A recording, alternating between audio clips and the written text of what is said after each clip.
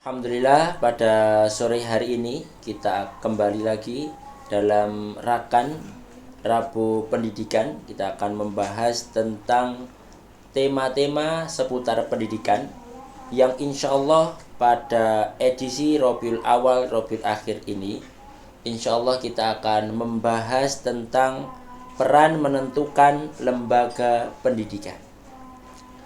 Ada beberapa lembaga pendidikan dalam Islam yang insya Allah akan kita bahas di dalam 8 pertemuan yang insya Allah pada sore hari ini adalah pembahasan pertama. Kita akan membahas tentang lembaga pendidikan yang bernama Kutab.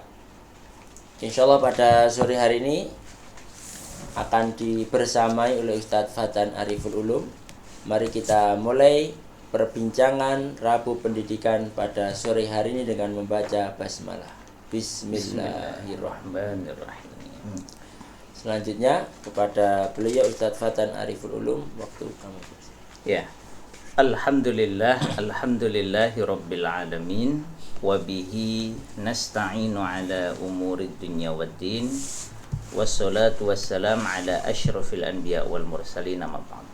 Ya Pak Wahyu, Mas Fatih dan juga semuanya yang ikut menyimak baik di sini. Nah, di sini ada juga ini Mas Arif ya, sama yang online di beberapa tempat. Kita memulai pembahasan pada bulan Maulud ya, kata orang Jawa bulan Maulud, bulan lahirnya Rasulullah Sallallahu Alaihi Wasallam ini dengan tema baru ya sampai Rabiul Akhir nanti, yaitu tentang lembaga pendidikan. Tapi saya mau tanya ini ya, sama Pak Wahyu sama Mas Fatih ini. Kalau kebayang lembaga pendidikan itu yang kebayang apa? Yang kebayang kalau kata lembaga pendidikan, yang kebayang apa? Terjadi proses pendidikan. Terjadi proses pendidikan. Jadi kalau nggak ada bangunannya, selama ada proses pendidikan, maka itu lembaga gitu ya. Fatih apa Fatih? Ada pendidikan yang tersistem. Ada pendidikan yang tersistem. Oke. Karena orang itu kalau bicara lembaga atau institusi pendidikan, yang kebayangan biasanya adalah bangunannya, tempatnya. Makanya kalau di bukunya Prof. Ahmad Syalabi ini ya, tarikh ya, sejarah pendidikan Islam atau tarikh at-tarbiyah al-islamiyah, itu beliau mengatakan memang tempat pelaksanaan pendidikan. Menarik untuk kita cermati dulu, kenapa disebut lembaga pendidikan. Prof. Hasan Langgulung dalam bukunya Pendidikan Islam Abad ke-21, ini sekarang abad 21 enggak ini sekarang ini. Kalau abad 21 itu berarti dari tahun berapa sampai tahun berapa? Tahun berapa, Rif? Kalau abad ke-21 itu tahun berapa itu? Kalau disebut abad ke-21 itu berarti mulainya sampai ya dari ini sampai ini ya, dari tahun ini sampai tahun 2100. Berarti mulainya dari kan 100 tahun ya, berarti dari tahun 2001. Nah, kalau tahun 2000 kan abad ke-20, tahun terakhir ya. Dari tahun 2001 sampai 2100 ya. Jadi sekarang masih abad 21 ya, karena masih 2024, masih agak lama. Jadi Prof. Hasan Langgulung ini pakar pendidikan Islam, pakar psikologi pendidikan. Ini kalau para psikolog yang bergerak di dunia pendidikan kok tidak mengenal Prof. Hasan Langgulung, orang Indonesia yang banyak berkiprah di luar negeri, ini ya memang perlu dikenalkan kembali. Jadi Prof. Hasan Langgulung ini dalam bukunya ini menyampaikan sebenarnya lembaga pendidikan itu terdiri dari 3 komponen. Lembaga atau institusi ya, itu terdiri dari 3 elemen. Yang pertama adalah nih, kalau punya bukunya itu nanti silahkan dibuka di halaman 16 ya, Pendidikan Islam Abad ke-21. Ini buku yang sangat menarik. Ini buku-bukunya Hasan Langgulung itu memang menarik untuk mengajak kita berpikir, merenung, memetakan masalah, mencari solusi. Itu menarik ya, Prof. Hasan Langgulung. Yang pertama itu adalah sistem peraturan yang terdiri dari atau konsepsi yang terdiri dari kode, norma, ideologi dan sebagainya. Jadi kata kuncinya adalah sistem peraturan yang ada dan dijalankannya. Ini adalah komponen pertama dan utama. Kemudian yang kedua adalah kelompok manusia yang terdiri dari sejumlah individu yang dibentuk atau dikumpulkan tadi dengan sengaja ataupun tidak untuk mencapai tujuan atau memenuhi fungsi tertentu. Jadi ada sekumpulan orang, yang kedua ini ya, berkumpul untuk mencapai tujuan atau untuk menjalankan fungsi tertentu. Ini komponen kedua dalam lembaga pendidikan. Jadi ada sistem peraturannya, di situ ada norma, ada kode-kode tertentu, ada ideologi. Kemudian yang kedua tadi ada kumpulan manusia yang dibentuk sengaja tidak sengaja untuk mencapai tujuan tertentu ataupun menjalankan fungsi tertentu. Kemudian yang ketiga barulah tempat kelompok ini, sekelompok manusia ini menjalankan sistem peraturan tadi, sistem aturan tadi. Jadi tiga komponen inilah yang membentuk atau membangun lembaga pendidikan. Nah, mana yang penting, mana yang sebenarnya menjadi hakikat pendidikan? Ya poin pertama dan poin kedua, adanya sistem peraturan, adanya kelompok manusia yang menjalankan fungsi tertentu atau mencapai tujuan tertentu. Nah, tempat ini kan sebenarnya asosiasi, dihubungkan ya. Oh itu kumpulnya di sana, maka kemudian tempat menjalankan aturan oleh sejumlah kelompok, oleh sejumlah manusia tadi itu, maka kan disebut oh itu namanya apa? Kutab. Oh itu namanya apa? Masjid. Oh di mana? Di sekolah ini. Nah itu kan tempatnya. Artinya kan ya memang kalau sistem peraturan kan nggak kelihatan ya. Jadi orang itu mosok lembaga pendidikan sistem peraturan, sistem aturannya gimana kan nggak kelihatan. Atau manusia kan pindah-pindah, memangnya di jam pelajaran jam 7 sampai jam 12 memangnya ada satu sekolah ya, kumpul di situ. Tapi kan nanti setelah selesai pelajaran pada pulang gurunya, pada pergi muridnya, pulang ke rumah masing-masing lagi. Nanti tergantung ya sistem atau tergantung tempatnya itu seperti apa. Maka memang orangnya dan sistem peraturannya ini kan agak susah membayangkan selalu ada di situ. Maka asosiasi paling mudah adalah dengan tempat. Oh iya tempatnya di situ. Maka kemudian disebut sebagai tempatnya, padahal tempat ya, bukan lembaga pendidikan. Karena kalau lembaga pendidikan itu sebenarnya yang lebih kuat berkaitan dengan sistem aturan dan kelompok manusianya tadi itu. Nah, tapi ya wajar lah ya, namanya orang itu kan lebih mudah melihat yang kasat mata, yang kelihatan gitu ya. Yang tampak. Yang tampak itu kan lebih kelihatannya kayak gini layar ini kan kelihatan. Kalau ada nyambung apa enggak kan jadi kita tahu. Oh, tempatnya di sini dan seterusnya itu kan tampak sekali itu. Ya. Jadi ketika gambarnya kelihatan atau tidak itu kan kita secara zahir itu bisa melihat. Nah ini contohnya, ini kan hilang nih gambarnya nih, jadi kan nggak kelihatan. Oh nanti kalau ini loh nggak kelihatan tuh ini. Nah nanti kalau kelihatan lagi kan jadi jelas. Ini kan orang kan udah membayangkan ya.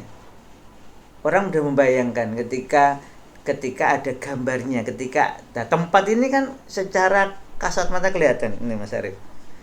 Itu kan kelihatan sekali. Oh ini tempatnya di situ. Maka orang mudah membayangkan, oh masjid di mana di sana, oh kemudian sekolahnya di mana di sana dan seterusnya.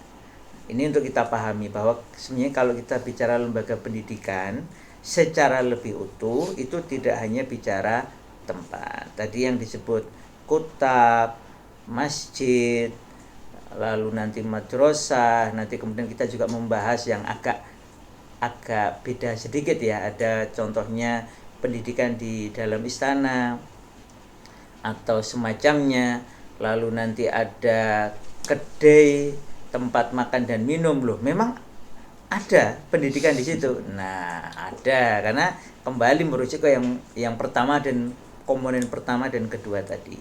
Sebenarnya tentu lebih daripada 8 ya, macam-macam. Artinya hampir semua tempat dan bangunan itu bisa berfungsi sebagai lembaga pendidikan.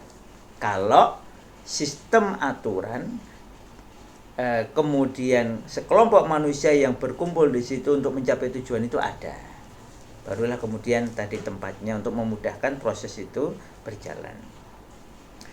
Nah, untuk pembahasan kita dalam 2 bulan ini, insya Allah kita akan satu demi satu membahas per lembaga. Yang pertama adalah kita membahas kutab ya. Kutab ini ada beberapa referensi yang menarik ya, terutama tentang sejarah pendidikan Islam. Kalau sekarang ini kita melihat kutab kan di Indonesia secara khusus itu masih banyak yang bisa dilihat, masih banyak yang bisa diseksamai ya, dilihat. Itu kita bisa melihat kalau di bukunya Prof. Ahmad Syalabi itu ada di halaman 33 ya, nanti agak panjang ini, nanti saya juga akan memperlihatkan buku yang lain. Ini buku Sejarah Pertumbuhan dan Perkembangan Lembaga Pendidikan Islam Klasik. Jadi di dalam buku ini tampak sekali bahwa yang memang mudah sekali dinamai lembaga pendidikan itu adalah tempatnya. Makanya nanti disebut ada kutab, lalu ada masjid, lalu ada madrasah dan beberapa yang lainnya. Nah, kita mulai dari apa itu kutab. Kutab ini kata para sejarawan adalah dari kata kataba yaktubu. Maka nanti muncul kata kutab, atau juga sering disebut maktab, tempat untuk menulis ya, tempat untuk menulis. Kenapa kok disebut tempat untuk menulis? Karena di tempat ini anak-anak kecil belajar membaca dan menulis. Terutama memang proses menulisnya ini yang penting. Apalagi ketika menulis itu menjadi sesuatu yang dulunya itu amat sangat sedikit yang menguasainya, sehingga tempat mempelajarinya itu menjadi sangat istimewa. Oke, matur suwun. Nah, menurut catatan Ahmad Syalabi ya, makasih ya, maktab atau kutab itu sudah ada sebelum Rasulullah Shallallahu Alaihi Wasallam diangkat sebagai nabi. Ini yang menarik ya. Berarti sebenarnya kutab ini sudah lama. Nanti contohnya Ahmad Syalabi dalam kitabnya menunjukkan bahwa data-data sejarah meyakinkan beliau bahwa ada 2 jenis kutab. Agar tidak membingungkan, yang kita bagi 2 kutab sesuai pendapatnya Prof. Ahmad Syalabi. Nah, kutab yang pertama adalah berkaitan erat dengan namanya. Kenapa namanya kutab? Kan dari kutab adalah tempat belajar membaca dan menulis. Siapa yang belajar di situ? Ya, jazakallah khair. Itu adalah anak-anak kecil. Sehingga tempat belajar dan menulis adalah kutab. Yang belajar adalah anak-anak. Akhirnya ada yang kemudian memaknai tempat belajarnya anak-anak adalah kutab. Sehingga ketika yang dipelajari bukan hanya membaca dan menulis, nanti dalam perkembangannya setelah Islam berkembang kan yang diajarkan adalah Al-Quran, pokok-pokok ajaran Islam. Maka tempat anak-anak belajar bukan hanya membaca lagi ya, bukan hanya menulis lagi, tetapi belajar Al-Quran, belajar pokok-pokok ajaran Islam, itu juga disebut kutab. Kenapa? Karena pokoknya kalau anak-anak belajar apapun itu namanya kutab. Nah, itu perkembangan berikutnya. Maka Syalabi mengatakan kutab itu ada dua jenis. Yang pertama adalah kutab yang mengajarkan membaca dan menulis, ini dari aspek sejarah dulu ya. Kemudian nantinya setelah Islam berkembang cukup luas, maka pengajaran membaca menulis huruf Arab dengan syair-syairnya itu kemudian berubah menjadi pengajaran Al-Quran. Bukan berubah ya, kalau menurut Ahmad Syalabi itu kemudian orang itu pindah tempat, yang juga namanya disebut kutab karena yang belajar masih anak-anak. Setelah dia pandai membaca dan menulis itu kemudian dia belajar Quran dan pokok-pokok ajaran Islam. Ini sejarahnya. Nanti dalam perkembangan selanjutnya, kutab itu ya mengajarkan membaca menulis, ya mengajarkan Al-Quran dan pokok-pokok dasar-dasar ajaran Islam. Nanti kita lihat perkembangannya. Ini terutama ketika Islam sudah ke berbagai daerah, sampai ke Afrika, Afrika Barat, Afrika Utara, dan berbagai daerah, maka nanti muncul kutab dengan kekhasan yang berbeda. Nanti kaitannya dengan kurikulum kutab.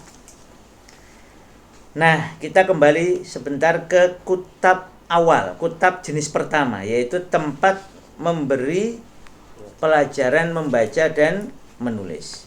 Jadi, kutab jenis ini itu sudah ada sebelum datangnya Islam atau sebelum Rasulullah Shallallahu Alaihi Wasallam diangkat menjadi nabi. Karena kita meyakini ya Islam itu sudah datang dari zaman Nabi Adam alaihissalam. Tapi kalau berkaitan dengan diutusnya Rasulullah Shallallahu Alaihi Wasallam, nah ini sudah ada lembaga pendidikan atau tempat mengajar yang bernama kutab. Buktinya apa? Satu di antaranya adalah kita tahu bahwa Rasulullah Shallallahu Alaihi Wasallam menyarankan atau menyuruh para tawanan perang Badar untuk kalau tawanan itu apa? Menebus dirinya dengan nggak punya duit nih, nggak punya harta, tebus saja dengan mengajar, membaca dan menulis. Maka dalam jenis pertama ini di periode awal Islam itu kutab ini sekali lagi sudah ada sebelum Rasulullah diutus. Kemudian pengajarnya itu adalah kafir zimmi, orang-orang yang kemudian jadi tawanan lalu kemudian dibebaskan atas jaminan. Nah, pembebasannya tadi, penebusannya adalah dengan mengajar anak-anak muslimin pelajaran membaca dan menulis.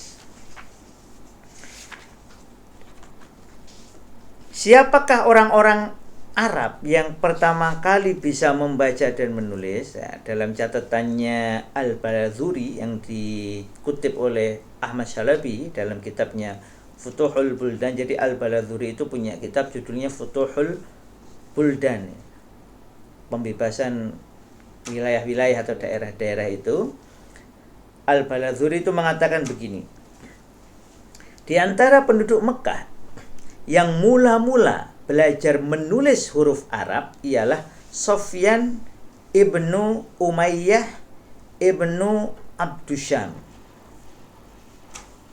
Kemudian yang kedua adalah Abu Qais ibnu Abdi Manaf ibnu Zuhrah ibnu Kilab. Jadi ini adalah menurut catatan Al-Balazuri dua orang penduduk Makkah, ahlu Makkah yang awal-awal belajar menulis. Makanya menulis ya, makanya disebut nanti kutab tadi, tempat belajar menulis.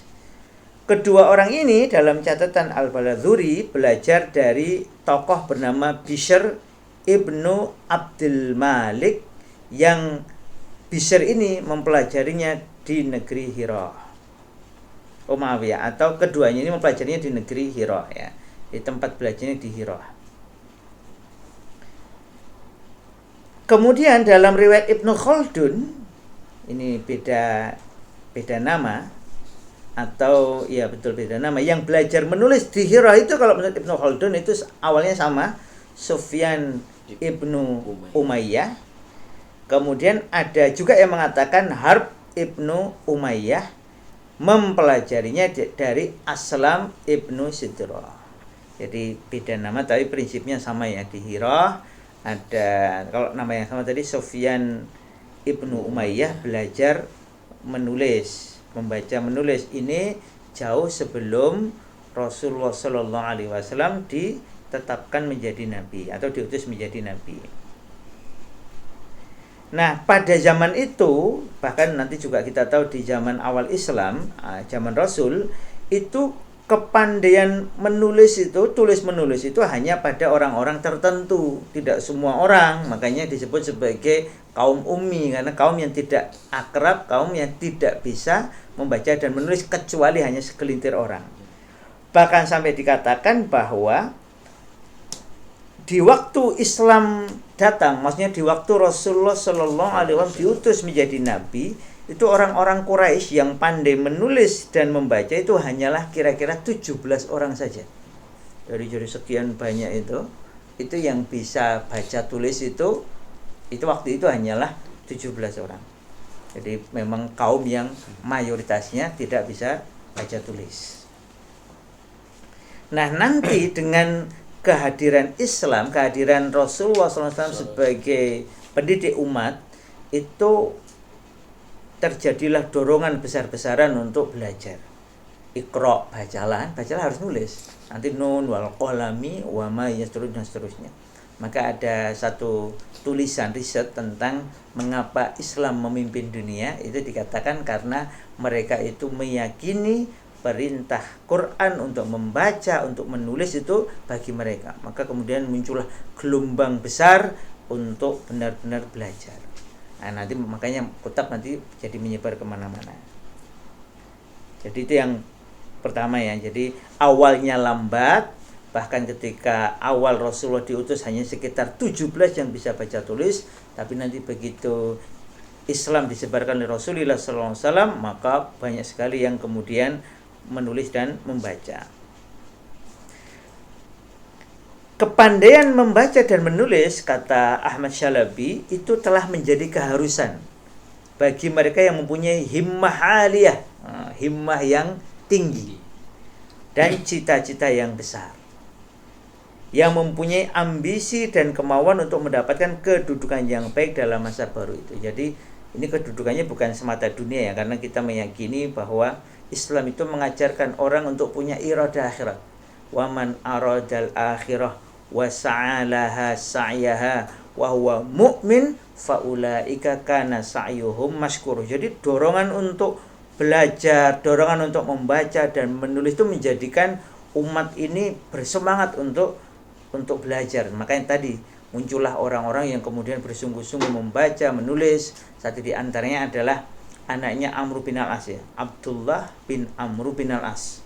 Nanti kata komentarnya Abu Hurairah, tidak ada yang hafalan hadisnya lebih banyak dari aku kecuali illa Abdullah ibnu Amr ibnu Al-As. Li'annahu yaktub, kata beliau, karena dia menulis. Jadi generasi sahabat muda terutama yang memang seperti Abdullah bin Abbas, Abdullah bin Amr bin Al-As, itu kan generasi yang nanti lahir saat Islam sudah saat Rasulullah sudah menjadi nabi. Nah, itu mereka semangatnya belajarnya luar biasa. Kepandaian menulis dan membaca adalah suatu keharusan bagi yang hendak merawikan hadis-hadis Rasul. Awalnya Quran dihafal. Nanti zaman Rasul hadis belum boleh ditulis, kecuali kebanyakan kan cuma dihafal. Maka Quran ini kan bukan hanya dihafal nantinya. Quran nanti ditulis di pelepah kurma, di lempengan batu, di berbagai media yang memungkinkan. Nanti kita tahu setelah Rasulullah wafat, kemudian di zaman Abu Bakar itu sempat dikumpulkan jadi satu.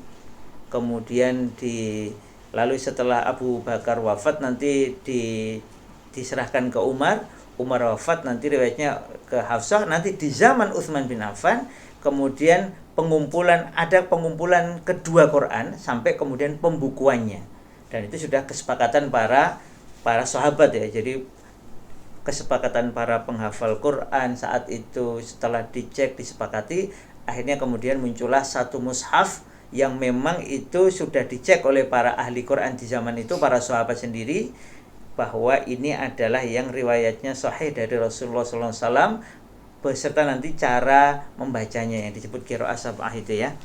Nah, maka kita tahu bahwa di masa-masa awal di zaman Rasulullah itu penulisan yang paling utama adalah Quran. Nah, nanti setelah Rasulullah wafat kemudian mulailah secara serius penulisan hadis. Yang tadi disebutkan oleh Abu Hurairah, ada anak muda namanya Abdullah bin Amr bin Al-As, lebih banyak hafalannya karena mencatat.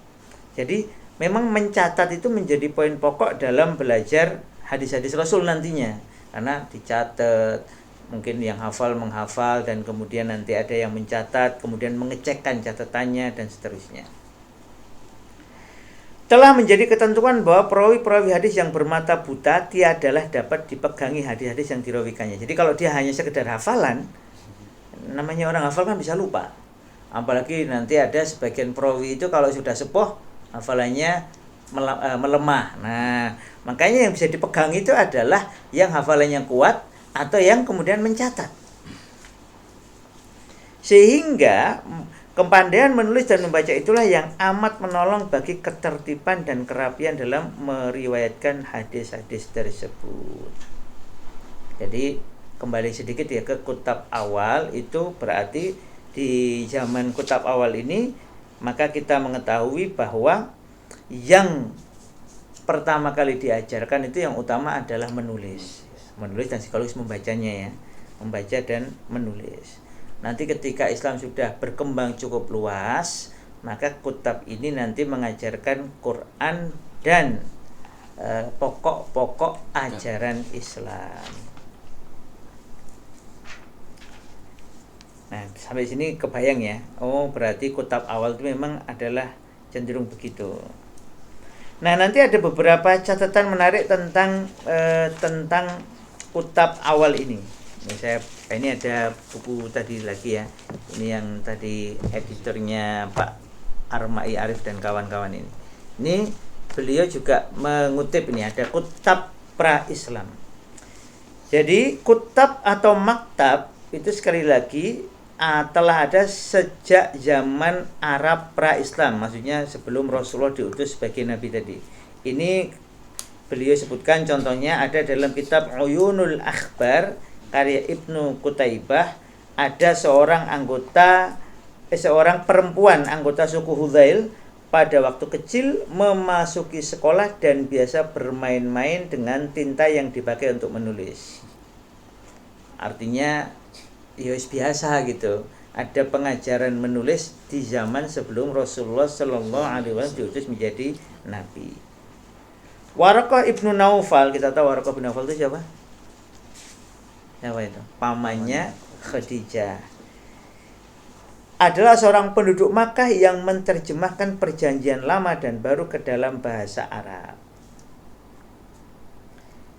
Sehingga jadi kata Hamidullah, ini ada seorang penulis namanya Muhammad Hamidullah, itu mengatakan kegiatan pendidikan itu juga awalnya itu juga dilakukan oleh orang-orang non-Islam, bukan hanya orang-orang Quraisy tadi ya, tapi juga penganut Kristen tadi seperti Waraqah. Waraqah itu kan Kristen garis lurus gitu ya. Karena kan sebelum syariat Islam yang dibawa oleh Rasulullah Shallallahu Alaihi Wasallam itu datang, kan Waraqah itu mempelajari Injil yang benar, sehingga Waraqah itu tahu bahwa nanti akan ada nabi begini. Maka ketika Khadijah membawa suaminya Muhammad sallallahu alaihi wasallam itu menghadap ke Waraqah nanti menyampaikan bahwa kamu itulah seperti Nabi Musa. Jadi kalau ada orang mendapatkan namus wahyu seperti kamu, namus itu ada yang mengartikan wahyu yang diturunkan, ada yang mengartikan Jibrilnya itu sendiri, bahwa ya nanti kamu jadi nabi. Kalau kamu jadi nabi ya kamu nanti diusir. Waraqah bilang, seandainya aku masih hidup saat itu terjadi, aku akan yang jadi orang yang pertama membela. Di top badan boleh tua, rambut boleh memutih, kulit boleh keriput, tetapi Waraqah ini yang kokoh imannya karena ilmu, maka bertekad bulat kalau itu terjadi aku yang akan pertama kali membela. Nah, ini yang penting untuk ini anak-anak muda ini. Badan masih muda, jasad masih kuat, tapi kok tekadnya lemah. Nah, ini bahaya. Ini warok ini layak untuk diingat orang tua yang punya tekad kuat. Nah, jadi ada orang-orang pra-Islam, maksudnya pra zaman Rasul tadi, pra zaman Rasul diutus menjadi nabi itu ya sudah biasa belajar di tempat-tempat seperti kota. Bahkan di Madinah ada satu namanya Bait Al-Midros. Ada yang nyebutnya Bait Al-Midros, yang itu bertahan sampai masa Islam dan menjadi pusat kegiatan pendidikan dan agama. Dan juga Quran itu kan banyak menggunakan istilah-istilah yang akrab dengan pendidikan. Contohnya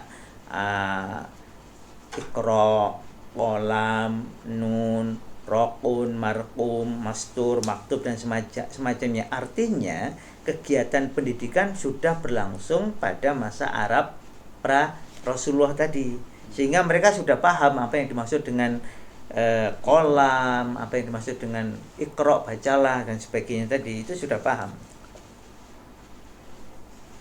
Itu ya, jadi dari situ kita mengetahui bahwa kutab pra-Islam ini kutab itu sudah ada sebelum zaman Rasulullah SAW. Di situ tempat kegiatan menulis dan membaca, guru-gurunya semuanya atau mayoritas adalah orang-orang non-Islam, kafir zimmi. Dan itu nanti terjadi juga sampai awal-awal Islam. Karena ketika awal-awal Islam, banyak atau hampir semua muslimin, kalau Rasulullah kan jelas ya, Rasulullah itu dijaga oleh Allah, tidak bisa baca, tidak bisa nulis. Sehingga ketika ada yang memfitnah, kamu itu diajari oleh orang, yang ngajari siapa? Oh, yang ngajari itu enggak jelas. Kalau disebut orang ini loh. Kalau betul coba dicek apakah sama, kan beda. Kemudian Rasul apakah bisa membaca? Enggak. Apakah bisa menulis? Enggak. Nah, maka nanti setelah Islam sudah mulai menyebar, nanti setelah Rasul jadi nabi, kemudian umat Islam bertambah gitu ya, maka orang-orang yang masuk Islam dan bisa menulis itu dijadikan katib oleh Rasulullah, katib penulis wahyu. Bahkan dikatakan oleh Prof. Ahmad Syalabi, hampir semua atau semua sahabat yang bisa menulis itu nanti dijadikan katib. Kalau disebutkan ada beberapa riwayat, Abu Bakar itu juga bisa menulis ya, Abu Bakar, Umar, Utsman, Ali. Tapi yang satu di antara katibnya yang lain adalah Muawiyah bin Abi Sufyan. Ada di buku Munawwar Khalil itu ada daftar para penulis wahyu Rasulullah Shallallahu Alaihi Wasallam. Kebanyakan memang sahabat yang cenderung usianya muda.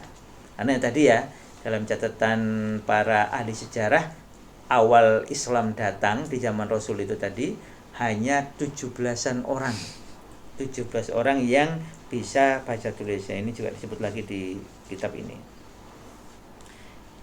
Dan kemudian ini khususnya di Mekah ya. Jadi kegiatan membaca menulis yang awal tadi, ini kalau kita bicara pra-Islam tadi itu khususnya di Mekah. Kenapa ini tambahan dari penulis di kitab ini, bahwa sebagian penduduk Jazirah Arab adalah penduduk yang memiliki kebiasaan hidup berpindah-pindah. Maka perhatian mereka yang lebih besar adalah pada pemenuhan kebutuhan primer waktu itu. Maka keterampilan membaca dan menulis belum menjadi hal yang umum dimiliki masyarakat. Yang berkembang adalah tradisi lisan, tradisi hafalan. Ya. Jadi Mekah ini kan memang penduduknya kan ahli dagang. Nanti beda dengan Madinah. Kalau Madinah kan pertanian. Nah, kalau di Mekah ini ahli dagang. Orang itu ya kerjaannya dagang gitu ya. Kalau dagang nggak zaman sekarang kan, nggak cuma sepekan 2 pekan.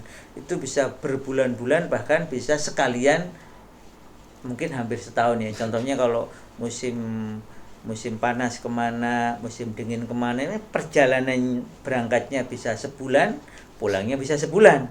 Nah kalau tinggal di sana 1 bulan saja minimal berarti kan 3 bulan.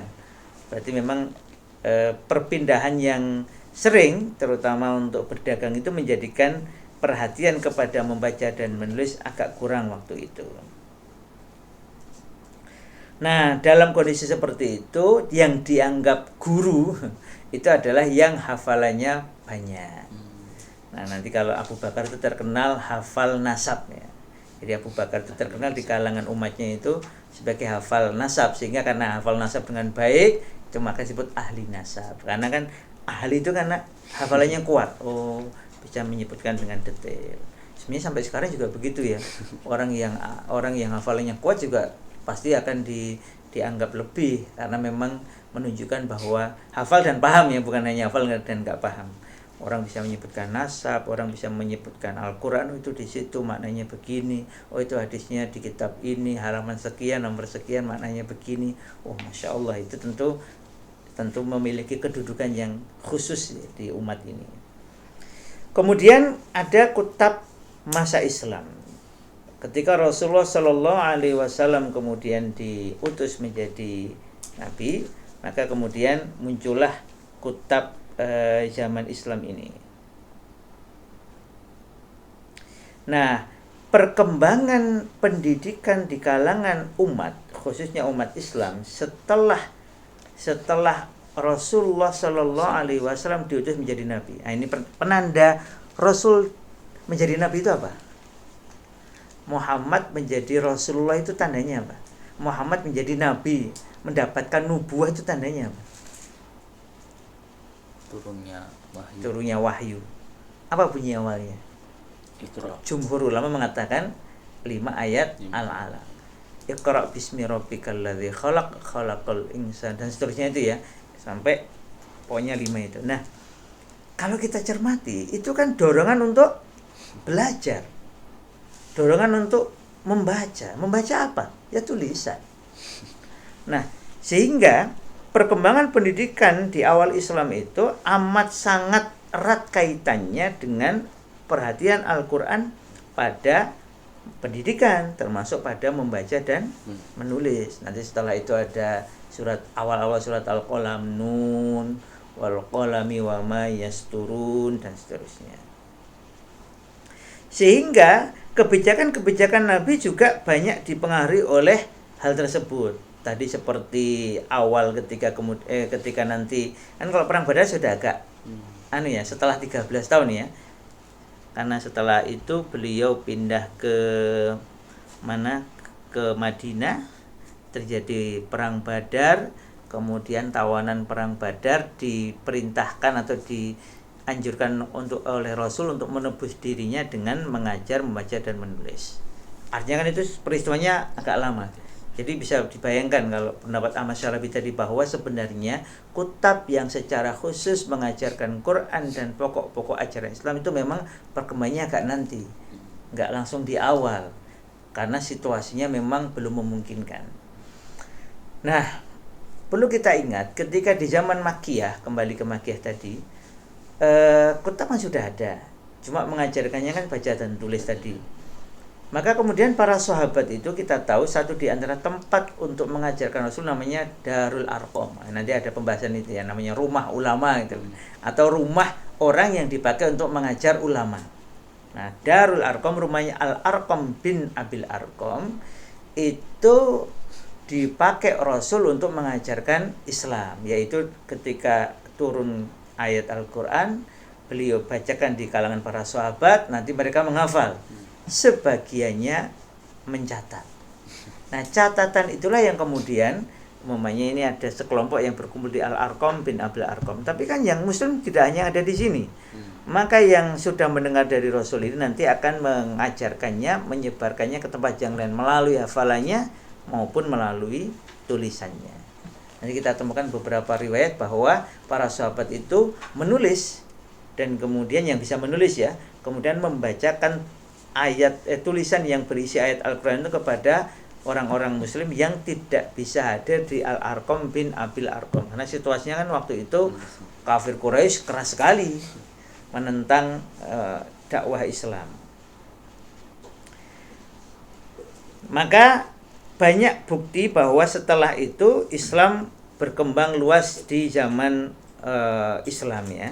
Contohnya kalau di awal-awal zaman Islam itu adalah Ummu Sulaim, ibunya Anas bin Malik, itu pernah meminta muallim kutab, pengajar kutab untuk mengirimkan beberapa anak di kutabnya itu untuk membantu dia di rumah, untuk membantu dia memintal wall. Kemudian Abu Hurairah, Ibnu Umar dan Abu Usaid yang ikut perang Badar itu diriwayatkan pernah melewati sebuah kutab dan menarik perhatian anak-anak. Jadi anak-anak di kutab itu ketika ada beberapa sahabat besar ini lewat lalu memperhatikan para sahabat yang lewat tadi itu. Kemudian juga ada Ummu Ad-Darda, suaminya Abu Darda, menulis beberapa kalimat pada sebuah lauh itu kayak papan ya, papan terbuat dari kayu, sebagai pelajaran membaca untuk seorang anak.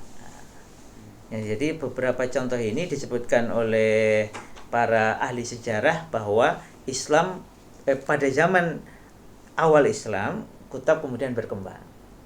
Dan tetap sebenarnya catatan dari Prof. Ahmad Syalabi, sebenarnya kan itu belum mengajarkan Quran, karena nggak ada keterangan. Nanti kalau di sini ada keterangan, ada beberapa itu. Sebenarnya kan tetap itu yang diajarkan adalah ini adalah membaca dan menulis, belum Quran. Nanti Quran itu memang menjadi materi, sekali lagi ya, pendapatnya Prof. Ahmad Syalabi, memang ada dua jenis. Ini khusus mengajarkan membaca dan menulis, makanya disebut kutab, karena tempat mengajarkan untuk menulis, tempat mengajar untuk menulis kan. Kemudian nanti ketika anak sudah bisa gini, dia akan pindah ke tempat yang lain yang khusus untuk belajar Quran. Makanya di beberapa riwayat yang dikutip oleh para ahli sejarah ini, itu yang diajarkan itu tulisannya, yang ditulis kemudian diganti atau kan nulisnya kan di papan biasa. Itu bukan Quran, karena bagian dari memuliakan Al-Quran. Nah, kalau Quran kan Quran masuk ditaruh sembarangan, anak-anak kecil belum paham. Maka ketika mereka belajar membaca menulis Arab tadi itu, yang dilakukan adalah itu contoh dari syair-syair Arab. Sehingga kalau bahasa simpelnya itu anak-anak yang belum paham itu ya habis nulis kemudian digeletak ya wajar, karena itu bukan Quran. Maka ketika anak-anak sudah bisa ini, nah yang dipakai untuk mengajar membaca dan menulis itu adalah syair-syair Arab. Sehingga ya kalau anak itu ngeletak ya nggak apa-apa, bukan dari Al-Quran. Nah, ketika mereka sudah bisa membaca menulis, baru mereka pindah ke tempat lain yang juga disebut kutab akhirnya. Karena yang belajar masih anak-anak juga, untuk belajar secara khusus Al-Quran dan pokok-pokok ajaran Islam. Ini awalnya ya. Karena nanti kita lihat perkembangan berikutnya, ya di kutab itulah, di tempat yang sama itulah. Karena sekali lagi tempat itu, makanya kata Prof. Hasan Langgulung, tempat itu paling nggak penting, itu cuma asosiasi. Mau pindah-pindah ya terserah, mau di situ ya terserah. Yang penting terjadi proses pendidikan, yaitu ada sistem aturan yang ditegakkan, diajarkan, dan ada kelompok orang yang menjalankan aturan tersebut. Yang paling utama kan dua itu. Tempatnya mau tetap di situ ya boleh, mau pindah-pindah ya boleh. Maka wajar kalau momennya tadi ya, karena itu tempat belajar membaca dan terutama menulis, maka disebut kutab. Terus ditelok, oh sing neng kono cah cilik-cilik, yang di situ masih anak-anak kecil. Oh berarti tempat belajarnya anak-anak kecil itu di mana, itu anak-anak di mana sih ini si kecil? Oh di kutab. Akhirnya kan awalnya tempat untuk belajar membaca dan menulis berubah menjadi pokoknya tempat belajarnya anak-anak. Bahkan ketika anak-anak itu belajarnya tidak lagi hanya membaca menulis, ya berhitung, ya Quran, ya pokok-pokok ajaran Islam, ya pokoknya itu tempat anak-anak belajar. Nah, sehingga kita bisa memahami ya, di awal memang terpisah. Oh, ini mengajarkan membaca, menulis, kemudian nanti ada yang menambahi berhitung, lalu kemudian di situ kalau membaca menulisnya itu tidak menggunakan ayat Al-Qur'an. Contoh-contoh dari syair Arab, atau kalau saya dulu ingat ya, awal-awal guru saya ngajar di pondok kelas 1 MTS itu pakainya namanya kayak pelajaran mahfuzat itu ya. Itu pakainya yang pendek-pendek seperti manjada wajada, mansaro ala darbi wasola, man yazra'u yahsudu, kira-kira gitu ya kan. Tapi kan kita jadi belajar nulis, belajar membaca. Nah, dan karena ini masih anak-anak kecil, kalau saya kan SMP ya, ini kan anak-anak kecil, bahkan mungkin di bawah 10 tahun atau di bawah 7 tahun, itu mereka kadang kan belum tahu ada memuliakan Quran. Maka itu diajarkan setelah mereka nanti sudah bisa, baru tadi pindah pengajaran, sebagian itu pindah guru. Jadi kalau tadi ya membaca dan menulis di awal-awal Islam, di awal-awal Rasulullah tadi kan pengajarnya adalah kafir zimmi. Nanti sebagian pendapat kenapa kok muslimin yang pandai membaca dan menulis tidak mengajarkan itu kepada anak-anak. Berarti kita menemukan beberapa jawaban ya. Pertama tadi, memang saat itu yang bisa membaca dan menulis amat sangat sedikit. Sebagiannya adalah orang kafir zimmi ya, tentu saja ya, yang dalam jaminan keamanan Islam, bukan kafir harbi. Kalau kafir harbi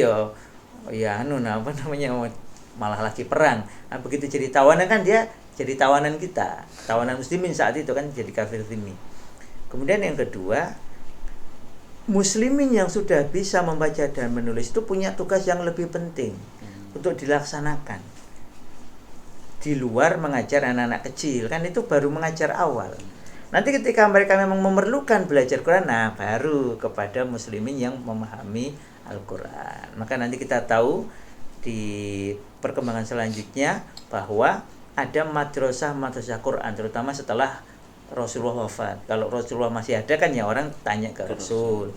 Kemudian nanti Rasul juga menyebutkan beberapa sahabat yang menjadi rujukan, yang pantas menjadi rujukan kalau belajar Quran atas atas rekomendasi Rasulullah Shallallahu Alaihi Wasallam. Nah, kutab pasca Islam ini, pasca diutusnya Rasul ini, nanti kita temukan itu selain tetap mempertahankan belajar membaca dan menulis, nanti kemudian berkembang menjadi tempat mengajarkan Al-Quran dan pokok-pokok ajaran Islam.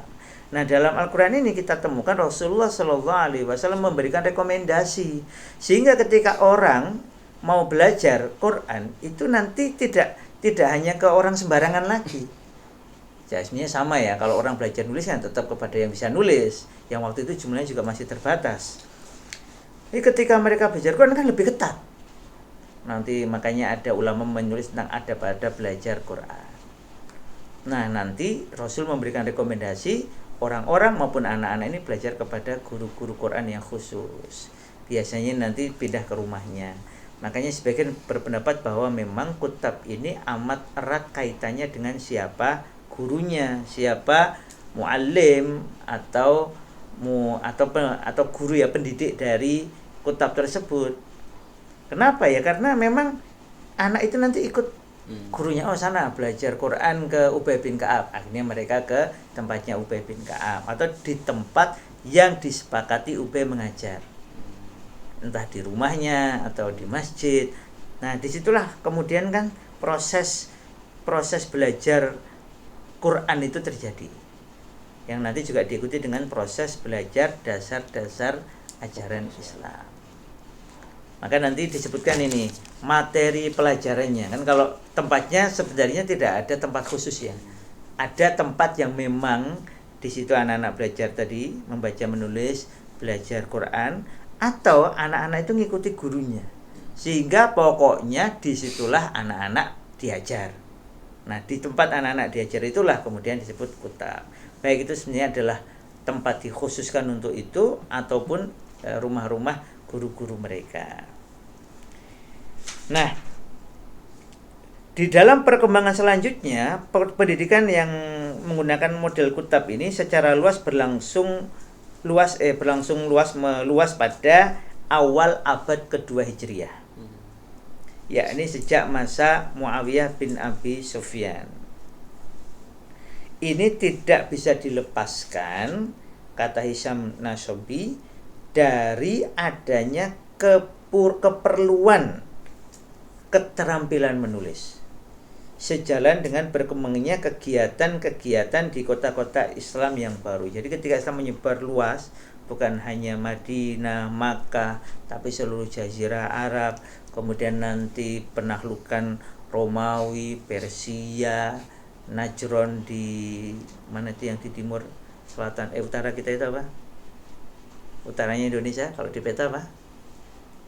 Yaman. Nah, di Yaman itu, maka kan Islam ini makin perlu berkembang ya. Maksudnya Islamnya sudah berkembang, kan mendidik orangnya kan makin diperlukan. Nah, disitulah keterampilan menulis juga makin diperlukan.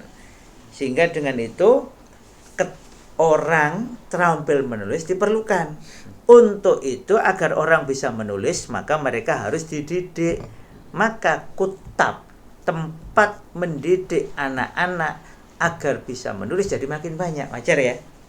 Jadi Islam makin meluas, keterampilan menulis makin diperlukan, maka orang-orang harus dididik untuk bisa membaca dan menulis. Nah, maka muncullah kutab di berbagai tempat. Bahkan ada riwayat sampai satu desa itu ada satu kutab ya. Kalau sekarang satu desa kan ada satu TK, satu SD gitu ya. Mungkin bukan hanya desa ya, kampung ya, Korea. Nah, kenapa ya? Karena keterampilan membaca dan menulis itu amat sangat diperlukan. Terkait dengan itu, paling utama adalah pencatatan Quran, hadis, dan ilmu Islam yang lainnya. Tadi kita ingat sekali lagi bahwa kalau kita bicara lembaga pendidikan itu tidak hanya bicara tempatnya. Ini contohnya di bukunya Langgulung menarik sekali ya, bahwa proses penyebaran Islam di zaman Rasulullah Shallallahu Alaihi Wasallam itu nanti juga selain melibatkan kutab juga melibatkan namanya masjid. Nah, nanti pembahasannya kita bahas secara khusus ya. Tapi di situ terjadi proses pendidikan yang luar biasa, dan kemudian alumni kutab itu nanti adalah para sahabat yang utama. Di sini disebutkan ada Ali bin Abi Thalib, kemudian ada Abdullah bin Umar, Abdullah bin Abbas, dan lain sebagainya. Karena Yaman itu sekali lagi satu di antara lembaga pendidikan paling pokok adalah kutab. Ini tinggal 2 menit ternyata ini ya. Oke, saya sebutkan secara singkat ya beberapa materinya. Jadi materi apa yang diajarkan? Kalau di kutab jenis pertama, materi utamanya adalah baca tulis ya, dengan teks syair-syair atau puisi-puisi Arab. Kemudian ketika muncul kutab jenis kedua setelah Islam menyebar tadi, maka yang diajarkan adalah Al-Quran dan pokok-pokok ajaran Islam. Nah, ini menurut catatan para ulama sirah, perkembangan kutab jenis kedua ini paling banyak itu di masa Daulah Umayyah. Jadi setelah masa Khulafaur Rasyidun itu penyebarannya amat sangat luas tadi ya, dimulai dari zaman Muawiyah bin Abi Sufyan tadi itu. Nah, pada masa-masa sebelumnya kenapa nggak begitu meluas? Karena pengajaran Quran banyak dilakukan di masjid. Nah, ketika umat Islam semakin banyak dan anak-anak kecil lahir di kalangan muslimin, ini kan anak-anak kecil ini kan perlu dididik. Nah, kalau di masjid namanya anak-anak kecil ramai sekali, maka sebagian orang merasa terganggu. Maka tetap mereka ini perlu dididik, ya perlu difasilitasi, entah dibangunkan bangunan di samping masjid atau bangunan sendiri. Karena ada yang nanti disebutkan ada santri kutab itu, ada kutab itu muridnya 3.000. Sampai gurunya itu kayak kepala sekolahnya itu perlu keledai ya untuk pindah-pindah. 3.000 bayangkan. Kita ini berapa di sini? Berapa totalnya yang di Kutab Sajar itu Pak Wahyu? 65. 65 aja ya. Itu sudah 2 kompleks ya, sini sama sana ya. Pindah-pindah jalan aja lumayan itu. Ah, ini 3.000 ya. Penduduk kampung kita ini nggak nyampe 3.000 loh ya. Saya tanya sekitar penduduk kampung, satu kampung di sini itu kan rata-rata dusun ya. Kampungan dusun itu kan 300, 400, 500. Nah, 3.000 itu kan berarti kayak butuh kompleksnya luas sekali, wajar kalau. Nah, jadi itu menunjukkan bahwa ketika perkembangannya sudah amat sangat luas, kemudian kutab santrinya banyak, maka pengawasannya kan juga menjadi sangat penting ya dilakukan. Dan itu kan tidak mungkin dilakukan hanya di masjid lagi, perlu tempat khusus. Bahkan ada yang kutab itu bikin masjid sendiri untuk anak-anak ini gitu. Maka nanti di beberapa wilayah konsep kutab ini di Indonesia, contohnya di mana ya bukunya Prof Muhammad Yunus, nggak ada di sini ya. Itu disebutkan bahwa di Minang, daerah Minang, konsep kutab ini disebut surau. Kalau di Jawa ya kayak langgar. Nah, surau, langgar itu kan tempat mendidik anak-anak kecil. Nanti kalau di Aceh itu saya nemukan namanya dayah. Nah, sebenarnya surau, langgar, dayah ini kan mengadopsi atau mengambil sebagian besar atau sebagian dari konsep pendidikan kutab. Namanya beda-beda, tapi prinsipnya adalah mengajarkan membaca, menulis dan dasar-dasar agama kepada anak-anak kecil. Nah, nanti kita mengetahui bahwa di perkembangan berikutnya kutab itu nanti macam-macam. Contohnya nanti di satu wilayah itu diajari baca tulis dulu dasar, baru Quran. Di wilayah yang lain yang enggak, Quran dulu yang lebih penting. Anak punya hafalan Quran, punya baca tulis Quran, baru nanti baca tulis yang lain. Karena kan di negara-negara yang non Arab, bahasa Arab itu kan perlu diajarkan secara khusus. Maka nanti mereka berbeda pandangan sama-sama kutab ya. Mana dulu baca tulis Arabnya atau Qur'annya? Ada yang baca tulis Arabnya dulu, huruf hijaiyah. Makanya ada beberapa negara kan kalau kita alif ba ta tha jim ha kha. Nanti ada yang negara itu kan pakai nada alifun ba taun tha jimun haun khaun dal. Itu kan beda-beda. Nah, itu dulu apa Quran dulu? Ada yang bilang ini dulu lah, biar nanti ketika kenal sama Quran lebih gampang. Tapi ada yang mengatakan ya enggak, diajari hafalan Quran dulu dasar, nulisnya juga nulis berbasis Quran, baru nanti pendetailan lebih lengkap tentang baca tulis Arab. Nanti ada yang mengatakan ya sudah digabung saja. Jadi nanti muncul perkembangan yang sangat menarik. Tapi waktu sudah habis ternyata. Gitu ya. Jadi saya awalnya itu dulu ya awal-awal membahas kutab, tapi kayak referensinya terbatas. Tapi begitu kita meneliti, mengecek tulisan para ulama, masya Allah, referensinya sebenarnya sangat kaya.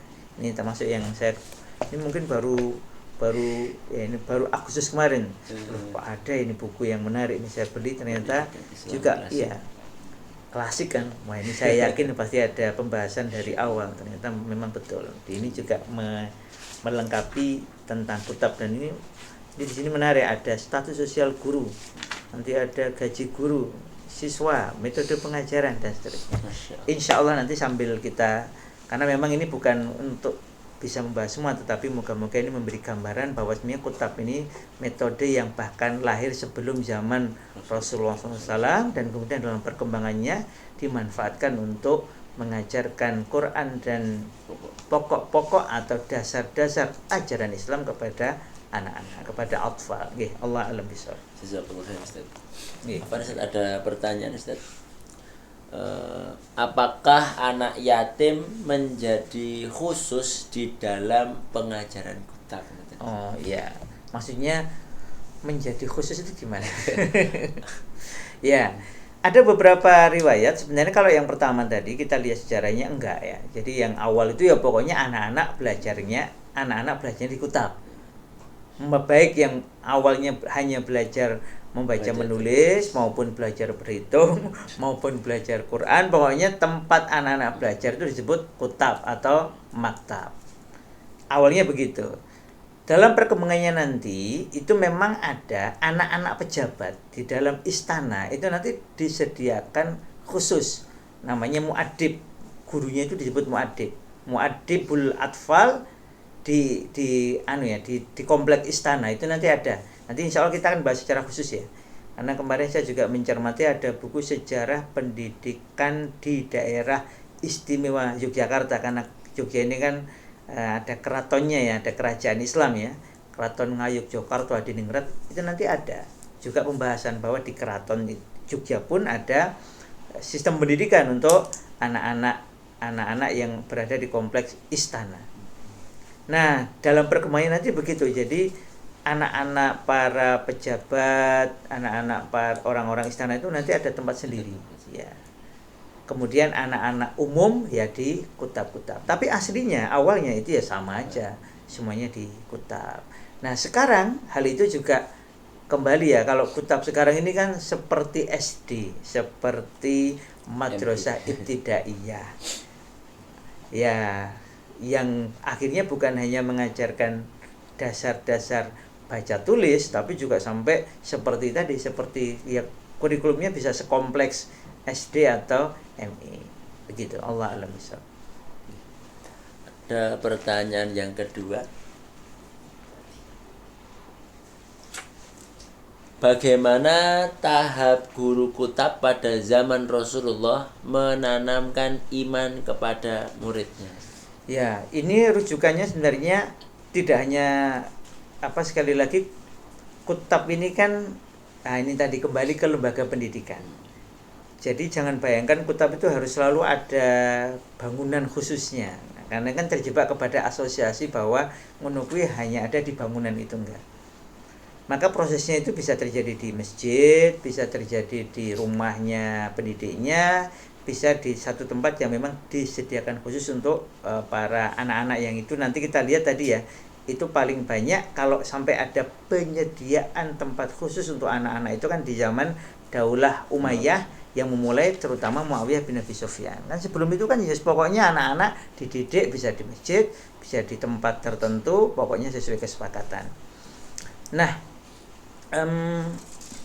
bagaimana prosesnya ini bisa diseksamai contohnya di dalam kitab ada nggak di sini ya, kitabnya Aswaid, Muhammad Nur bin Abdul Hafiz Suwaid. Nah, di situ ada proses penanaman akidah. Nanti bisa dicek di situ. Satu di antaranya yang Rasul ajarkan adalah lakinu auladakum bila ilaha illallah. Jadi anak itu ditalkin. Talkin itu apa? Talkin itu kita bacakan dengan tujuan agar anak itu mengulang. Mamanya kita bilang la ilaha illallah. Nanti anak kemudian membaca ulang. Nah, itu talqin. Jadi dan setelah itu disebutkan alasannya. Rasul pernah melakukannya ini kepada dalam sejumlah perkataannya itu kepada contohnya Ibnu Abbas radhiyallahu anhu di atas unta. Jadi kan intinya sekali lagi ya, kalau kita bicara lembaga pendidikan aslinya kan, nah itu coba lihat bukunya. Nanti bisa diseksamai secara lebih khusus karena kan kalau kita bicara zaman Rasul lain, di zaman Rasul sahabat kan di situ melakukannya. Nah, ini ada bagian kelima, membangun kepribadian Islami anak dengan membentuk bina, sebenarnya membangun ya. Saya sudah baca kitab Arabnya itu bina'u aqidi, membangun akidah anak. Karena bina itu kan lebih cocok membina, membangun. Jadi satu dianya adalah dengan talqin. Ini dibahas di sini talqin. Talqinnya gimana? Nah, sahabat itu kalau mentalqin itu biasanya 7 kali. Jadi mamanya sebutkan la ilaha illallah, la ilaha illallah, la ilaha illallah, la ilaha illallah, la ilaha illallah. Baru 5 tambah 2 sendiri ya. Nanti talqin sehingga anak paham. Nah, kalau Rasul itu nanti kalimatnya menarik sampai ada ulama menulis kitab khusus memberi syarat terhadap hadis ini, yaitu ketika Rasul membonceng Ibnu Abbas, kemudian beliau bilang, ya hulam inni u'allimuka kalimatin ihfazillaha yahfazka ihfazillaha tajidhu tujahaka wa idza sa'alta fas'alillah wa idza ista'anta fasta'in billah, dan seterusnya ila akhiril hadis. Ini kata ulama, contohnya Ibnu Rajab Al-Hambali rahimahullah, ini adalah kata-kata yang harus kita sampaikan, kita bacakan, kita talqinkan di hadapan anak. Sampai kalau anak nggak paham, kita terangkan. Ihfazillah, jagalah Allah, maka Allah akan menjagamu, yaitu jagalah hukum-hukum Allah, maka Allah akan menjagamu. Nah, dan seterusnya. Ya, nanti silahkan dicek di kitab ini menarik. Kitab ini dibaca berulang-ulang, masya Allah, nggak bosen-bosen. Nih saya ingat ini baru khatam 3 kali kitab ini, dan membukanya lagi selalu penuh manfaat ya. Allah alam bisawab. Waktu sudah habis. Waktu sudah habis. Ini belum ya. Oke. Ya nanti kalau ada pertanyaan silahkan nanti diajukan. Malah ini menarik ya bagi teman-teman pendidik maupun ini para santri. Ini perlu juga membuat satu risalah khusus. Dulu Pak Wahyu pernah bikin yang pendek ya. Kita dulu bikin jurnal pendidikan gitu ya. Perlu dilanjutkan itu. Jadi menulis khusus tentang kutab, dari ta'rifnya, definisinya, kemudian sejarahnya, dengan mengutip, mencermati buku-buku ini. Ini beberapa menarik untuk kita, dan kemudian dikumpulkan jadi satu, sehingga kita bisa mengambil faedah yang lebih besar berkaitan dengan perkembangan kutab. Kebetulan Sajadah kan juga punya kutab, maka bagian dari tanggung jawab ilmiah adalah kita harus punya dasar mengapa kutab Sajadah ini berdiri dan tetap ada sampai sekarang. Ini demikian, ini masih banyak pertanyaannya ya. Insyaallah moga-moga pertanyaan bisa dikumpulkan, nanti bisa kita diskusikan di lain kesempatan insyaallah. Jazakallah khair Ustaz. Amin. Materi yang sudah disampaikan. Mari kita tutup pertemuan pada sore hari dengan doa penutup majelis. Subhanakallahumma wa bihamdika asyhadu an la ilaha illa anta astaghfiruka wa atubu ilaik. Jazakallah khair, mohon maaf atas segala yang kurang berkenan. Assalamualaikum warahmatullahi wabarakatuh. Waalaikumsalam warahmatullahi wabarakatuh.